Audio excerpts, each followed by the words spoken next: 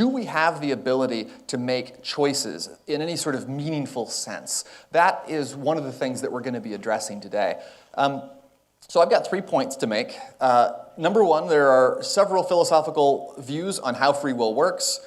There's no neuroscience evidence that disproves free will, and top-down causality is experimentally validated, and I'll say more about what that is, but the basic idea of beliefs or values or things that are on this high level of neurological processing, those things matter and exist as experimental constructs as well. So, first, several philosophical views on how free will works. Okay, so let's start off with this question. I think that to start off the question of free will, I think that trying to find some example of where is this, what can we look at? And I think that moral decision making is a great place to look. There's all sorts of experimental constructs, but from a philosophical standpoint, what is the difference between saying that you should love your neighbor and saying that you should eat your neighbor? Is there a difference between these two things? Now, of course, we'd want to say that this is the good person and Hannibal Lecter is the bad person, and that we want to be more like her and less like him, hopefully, and that's like what we're going for. But how can we meaningfully make decisions in this area, and what does it even mean to make a moral decision?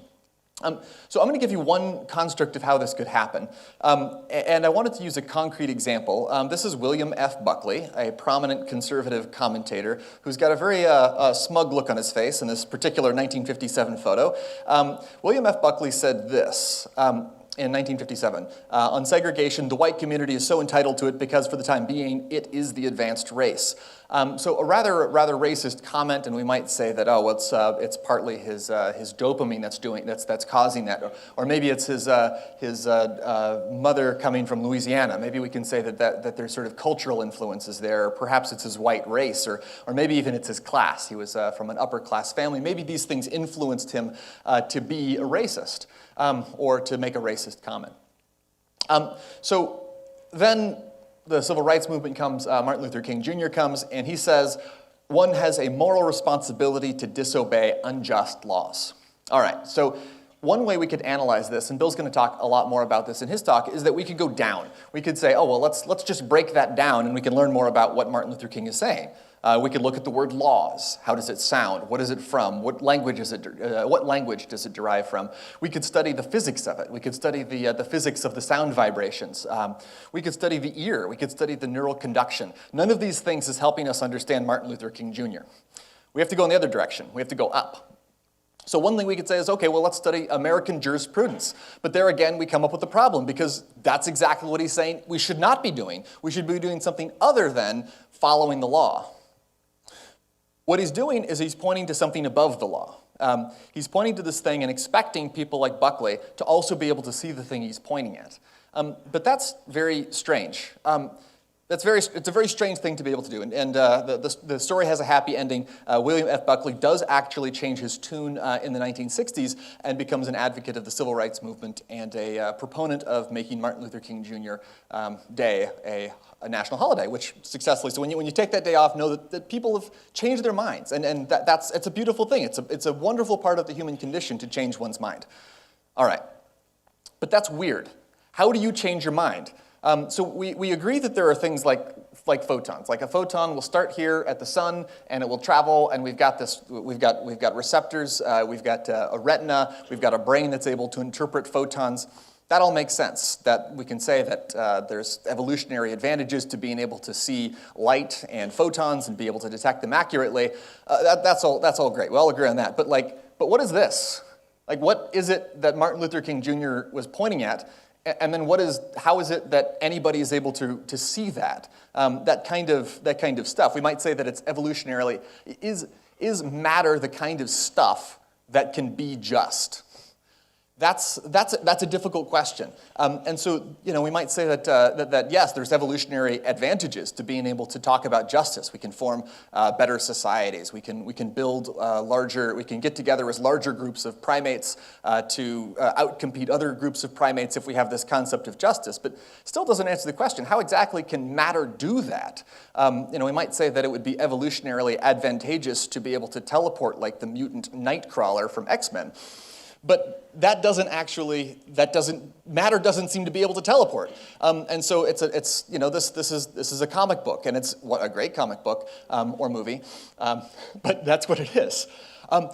So this brings us to the mind-body problem, which again is going to have to be treated very briefly as I focus on the actual applications of these things. First off, most people agree that there is a problem. Not everybody, though. This is also interesting. That some people think that there's no problem here at all. That it's hotly debated. There's all sorts of fun discussions that are happening, and it's actually kind of complicated. So if there's any quick dismissals of this problem, it probably means that it hasn't been thought through very deeply. It's a hard thing that people have been wrestling with for centuries and continue to wrestle with. So let's just start there. Now, what is the mind-body problem? I think that it's best illustrated by this comic. Get up, says the mind. No, says the body. Who's ever been there? Has anybody ever been in a position like this before? This is part of the human condition. So it's a joke, but it's not really a joke. I mean, it's weird. It's weird that we can have part of ourself that wants to do something and another part of ourself that doesn't want to do things. What sort of a creature is it that disagrees with itself? It raises big questions. Okay, so there's some technical words here, but physicalism. If you survey, there's a fascinating survey done by Dave Chalmers where you actually survey philosophers. What do you believe about these things? The answer for almost all questions was philosophers believe all manner of things. And that some of them are intuitive and some of them are not intuitive, but it illustrates how big a debate is going on right now at very least. And so right now, a small majority believe in physicalism. In other words, there's nothing else to the human mind. There is no other stuff in the human mind besides matter.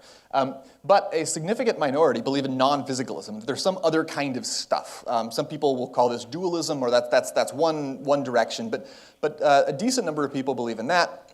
As far as free will, there's much more consensus, almost more than most subjects in philosophy. 73% of people believe in some version of free will, and only 12% think that there is no such thing as free will. So this is where the philosophical debate stands.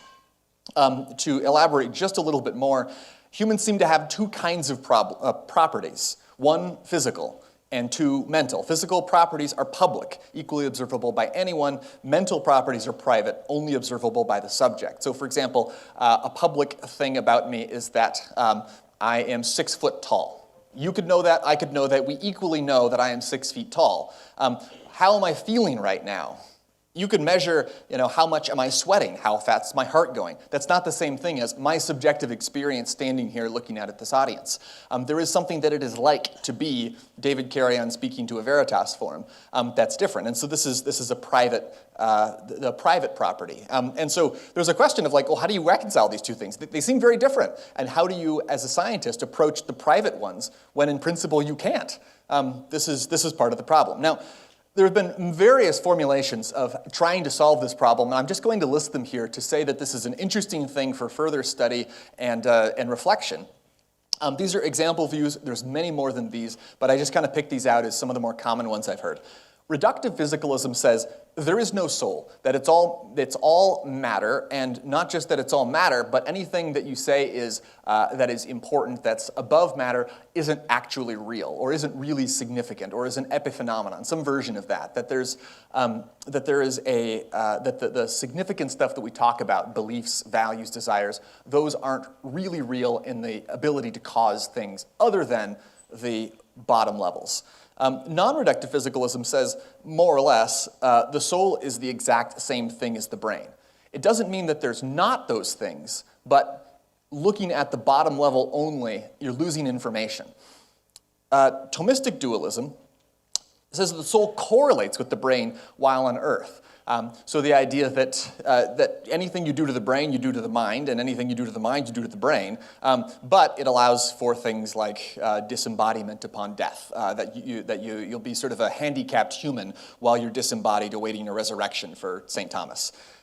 Platonic Cartesian dualism is on the other extreme, says the soul is separate from the brain but interacts with it. That's pretty cool. But it really raises the problem of, okay, how exactly does that happen if it's not material? But in any case, these are 4 example views. I encourage you to look into them. All right. No neuroscience evidence disproves free will. This is Charles Whitman. In 1966, he climbed a bell tower at University of Texas and killed 17 people with an arsenal he brought up there. Now, a lot of people say, wow, what a terrible person, what a criminal, what a villain. But they autopsied his brain at his request. He knew something was up. He said, you need to autopsy my brain. They autopsied his brain and found a tumor pressing on part of the area that's involved with emotional control and generating emotions. And so we say, oh, well, that's not his responsibility. He just had a tumor. Now, some people raise the question, okay, that's great, but don't we all just have something in our brain like a tumor, maybe a little more complicated than a tumor, that's causing us to do the same things that Charles Whitman did, but with a little bit less dramatic size? And I think in a similar vein of argument, who's ever seen No Country for Old Men? Oh my gosh, like terrifying movie. But this is, I read an article about this is the best portrayal of a psychopath in film. I'm not sure if that's true, but in any case, psychopaths. So psychopaths are presumably people who don't feel empathy, who don't have the capacity to be moral.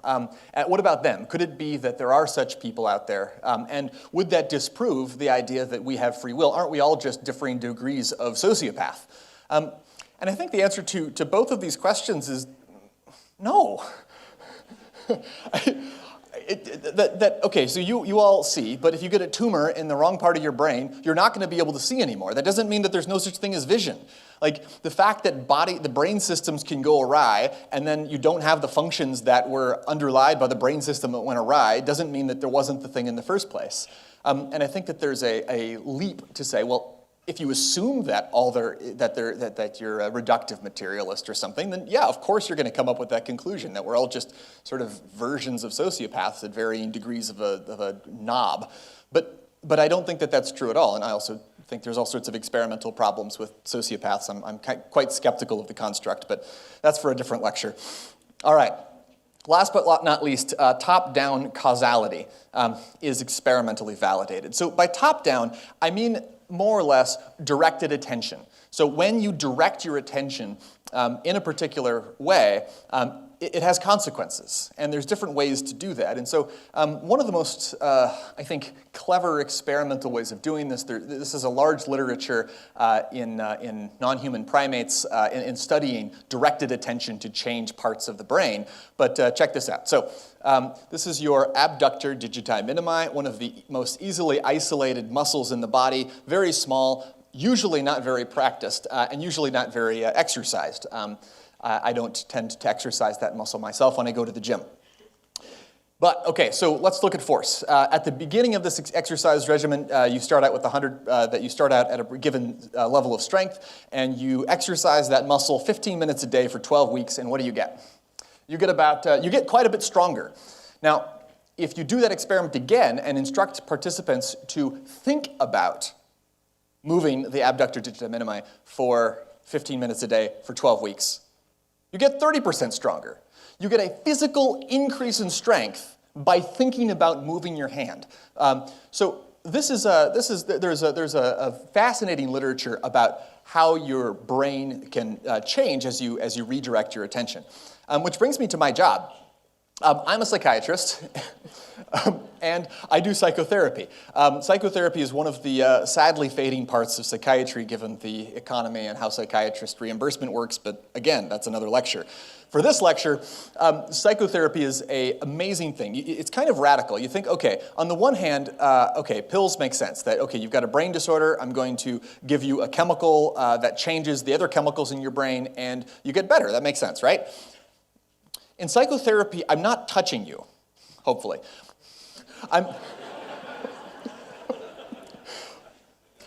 I'm not making physical contact with you other than the vibrations between us in the air. I'm speaking words. And over the course of those speaking of words, you change, you heal, you get better, which is weird. Why is that happening? All that's happening really, material, is an information transfer or information exchange. And so you might say, okay, well, we know that drugs work, but what about psychotherapy? This is a meta-analysis, 52 different studies, including 3,600 people. And when you add psychotherapy to medications, you get additive effects. It's not just that they're each doing some sort of effect, that they work in different ways. From the bottom up with the medications and from the top down with psychotherapy, which is very, very interesting to think that these things work together better than they work alone. And this part's not controversial. Like there's a lot of things that we might be presenting or saying that are like, okay, that's kind of out there, but psychiatrists, the practice guidelines, everybody more or less agrees this is what we do and believe in psychotherapy. But just pausing to think about what does that mean? Now, the other thing that this means is that there are clinical changes, but what about brain changes? This, I believe, is the first demonstration of a brain change as the consequence of a pharmacologic intervention in a patient group. This is 1996, which is, again, like this is within my lifetime that this has been discovered, that you actually get brain changes. Won't go into the details, but there are places in the brain that before and after change that are indicated on the diagram there. And this has been replicated this is an OCD, but there's other conditions, depression and anxiety and schizophrenia. I mean, there's all manner of changes that you see in the brain and a variety of psychotherapies. Now, okay, so this gets us to who cares. Now, I've given you a lot of information, but why does this matter? And I'm going to turn this a little bit personal in this section. Okay, so one correlational study, or a review of correlational studies, shows that people who believe in free will there's more helpfulness, better work performance, higher job satisfaction, increased passionate love, higher life satisfaction, lower stress levels, and a more punitive attitude towards wrongdoers. If you don't believe in free will, there's more dishonest behavior, more selfish behavior, more conforming behavior, reduced helpfulness, less learning from one's misdeeds, less thinking for oneself, and, worst of all, less recycling.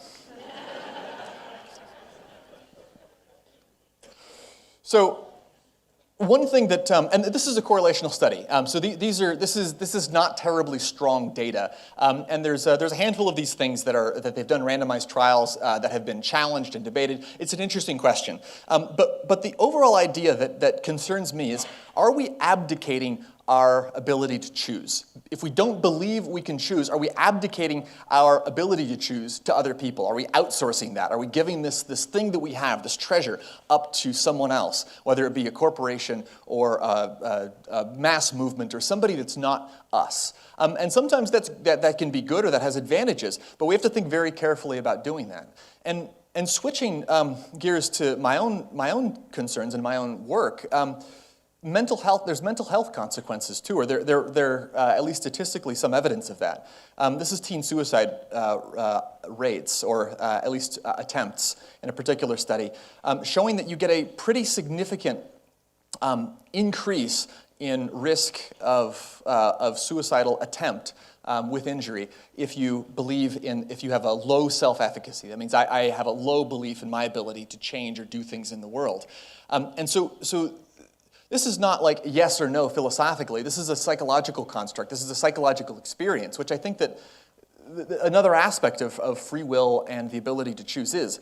And this fits in with this. This is something I deal with regularly. This is one construct of what leads to suicide. These three: I am alone, I am a burden, I'm not afraid to die. And that leads to higher risk for suicide.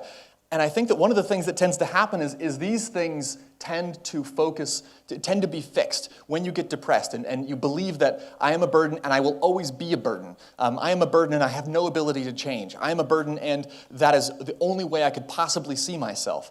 And that's tragic. And that is a belief that's sort of psychological, sort of beyond the philosophy, that really matters, but is connected to it.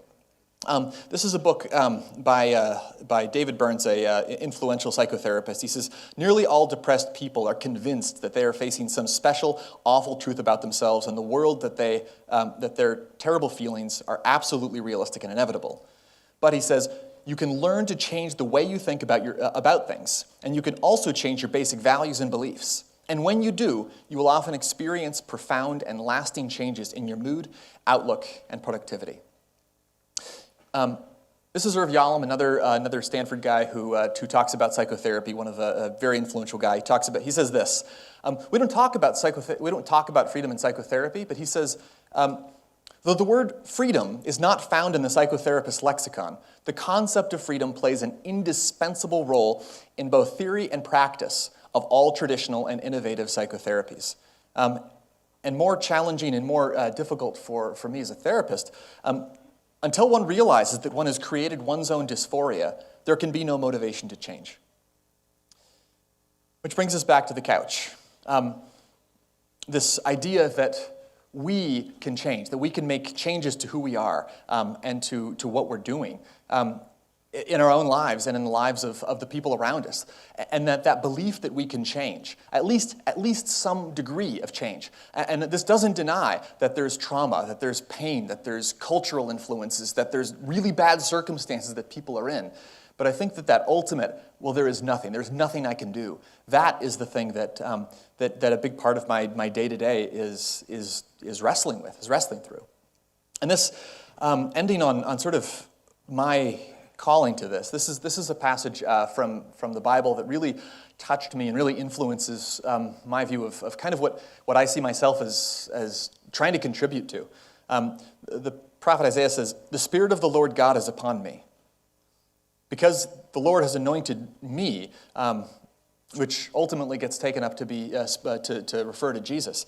"The Spirit of the Lord has anointed me to bring good news to the poor. He has sent me to bind up the brokenhearted, to proclaim liberty to the captives, and the opening of the prison to those who are bound." And that's what people often are, psychologically bound, bound by their past, bound by their false beliefs, bound by all sorts of things. And I think this is a beautiful picture from a movie that came out a few years ago of freedom. And this is something that just has touched me so deeply, that people are losing this ability to think that they're free, the freedom of a child to ice skate around a frozen lake. This is something that is profoundly beautiful and profoundly good, is human ability to choose. And it's something that I hope for all of you, and I hope for myself, and I hope for everybody, is that we would choose more things and take into our lives and our ability more than we previously had.